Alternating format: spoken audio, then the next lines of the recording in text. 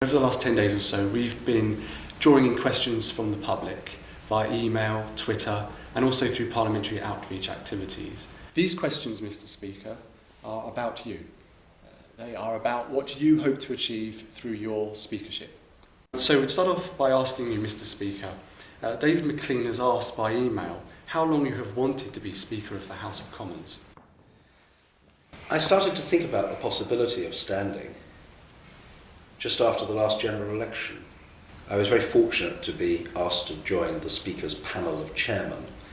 In that capacity, I chaired bill committees, statutory instrument committees, and debates in Westminster Hall. I thoroughly enjoyed the process, and it was around that time that I started to give thought to the idea. And then in the couple of years after that, I firmed up on the idea, and I thought, well, I don't know when it's going to arise. There may or may not be a vacancy in this Parliament, but if there is, I'll have a go for it. Having worked very hard to win your position as Speaker of the House of Commons, what do you regard as your most important policies that you can put in place, and why?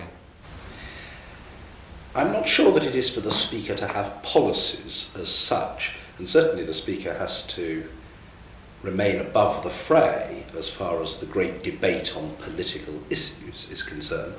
The Speaker does, I think, however, particularly in the present context, which is very challenging, have a right and a responsibility to take a view about the interests of Parliament. And the short answer to your question is that my overriding objective is to try to strengthen Parliament, if necessary, at the expense to some degree of the power of the executive. I want a stronger, a more dynamic, a more assertive Parliament in which backbenchers have greater opportunities and in which the legislature holds the executive more effectively to account in the future than it has done in the past. We had some questions about government ministers making announcements to the press before coming to the House. Do you have any particular views or policies or ideas on that? I strongly deprecate the idea that a minister should announce a significant public policy to the media before doing so to the House. I said in the course of my campaign and on the day in my speech to the House that once and for all, ministers must be obliged to make key policy statements to the House before others hear those statements. In response to the question, well, how do you bring that about? I think that simply indicating that that is your expectation can concentrate ministerial minds, and I think there's some evidence already that ministers have taken greater care not to release details of ideas or policies before coming to the House. In the event that the convention that I'm seeking to establish, the protocol that I advocate, were breached, it would be possible to summon a minister to explain him or herself, and perhaps to deny the minister the opportunity to give a statement at the time of his or her choosing. Instead, one might say that the minister would have to come before the House to take criticism of the way in which he or she had behaved. I hope that won't arise, but I'm certainly very ready to countenance that if people don't play by the rules. Duncan Cantor from Maidenhead wonders how you will judge your speakership to have been a success. Will you limit your speakership to, say, 2 parliaments?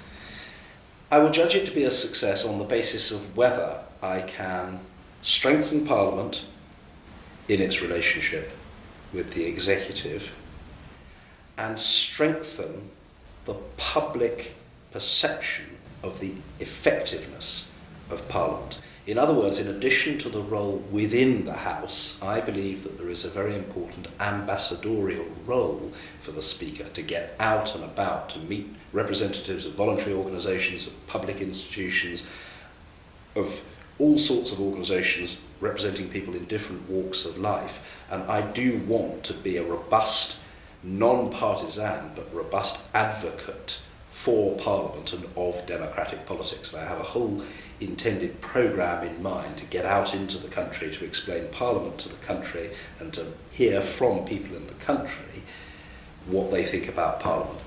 I do have it in mind to do an absolute maximum of 9 years as Speaker and not a moment longer. I think the House of Commons, the existing House, should then choose a successor.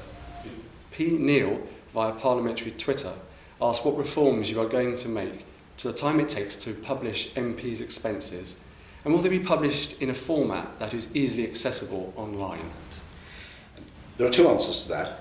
First of all, Sir Christopher Kelly has been deputed to produce recommendations for reform.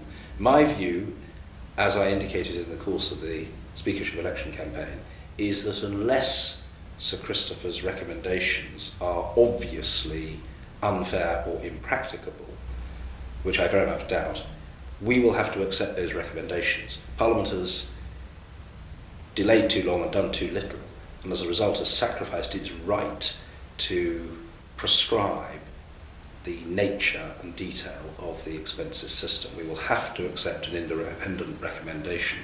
I would then seek, with parliamentarians from all parties and the party leaders' support, to play my part in giving effect to that new system. At its core must be principles of equity, transparency, audit and accountability. And already the House of Commons Commission, which I chair, has set out over the last couple of days its intentions in terms of publication of details of expenses, including of receipts, for 2008-9 and 2009-10. And those arrangements will be at least as transparent as those for the previous years that have been published, and in some respects will be more transparent. There will be less redaction on receipts. So my guiding principle is we must be open, we must be transparent, we must be accountable.